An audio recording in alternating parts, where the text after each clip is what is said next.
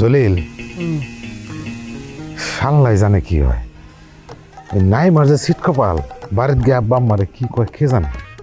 কত একটা মায়া মানুষ 3 লাখ টাকা যৌতুক নিয়ে বিয়ে করতেছে, এটা কোনো কথা রে? আসলে আমাকে কপালটাই খারাপ, বুঝছস?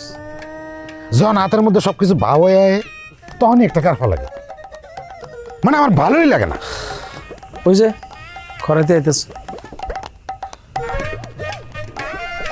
খয়রাতি, ওই কি অবস্থা রে ভাই? কি আর অবস্থা, 3 জনা আলটিমেটাম দিচ্ছে কদর খাইটা আমার কাম করার লাগে। এখন থেকে আর বাপের ধনের পেদারি আসছে না। আর ওটা আমি আগেই জানতাম। তাহলে হন কি করুন রে জলিল, কি করবো হন? তা আমি কেমনে কম? ভাই চলো আমরা কাম করি, আর ঢাকা যায় আমরা টাকা পয়সা কামাই। তোর বেটা টাকা জম যাবো না, যা করবি এখানে থেকে করবি, বুঝছস? ও কিন্তু নজরের আড়াল করা যাবো না, নজর রাখতে হইব, ও কিন্তু কোনো বিশ্বাস নাই।